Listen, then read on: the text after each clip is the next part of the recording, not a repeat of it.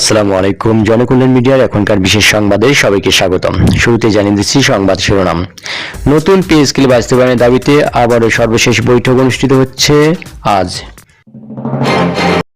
জানিয়ে দিচ্ছি বিস্তারিত।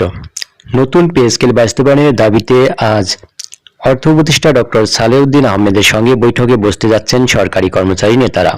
বৈঠকের দাবি পূরণের যৌক্তিকতা তুলে ধরার পাশাপাশি সরকারের অবস্থান জানতে চাইবেন তারা। এর আগে সরকারি চাকরিজীবীরা আগামী 15 ডিসেম্বরের মধ্যে নতুন পে স্কেলের গেজেট প্রকাশের আলটিমেটাম দিয়েছিলেন।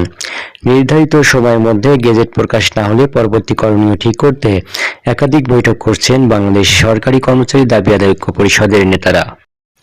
সংগঠনের নেতারা জানান, অর্থ উপদেষ্টার সঙ্গে আজকের সাক্ষাতে যদি সন্তোষজনক সমাধান না আসে তাহলে আগামী 15 ডিসেম্বর নিজেদের মধ্যে জরুরি সভা করে নতুন কর্মসূচি ঘোষণা করা হবে।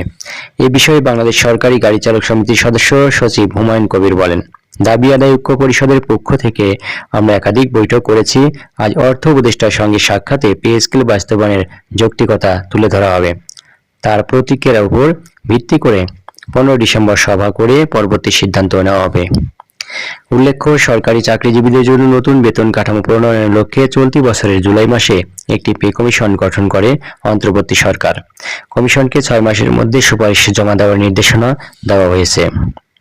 তবে সরকারি কর্মচারীদের দাবি, কমিশনের সুপারিশের অপেক্ষা না করে আগামী 15 ডিসেম্বরের মধ্যেই নতুন পে স্কেলের গেজেট প্রকাশ করতে হবে। দর্শক, এই ছিল জনকল্যাণ মিডিয়ার এখনকার বিশেষ সংবাদ। পরবর্তী সংবাদের আপডেট জানতে চ্যানেলটি সাবস্ক্রাইব করুন, মতামত জানিয়ে দিন কমেন্টে। এতক্ষণ সঙ্গে থাকার জন্য সবাইকে অসংখ্য ধন্যবাদ।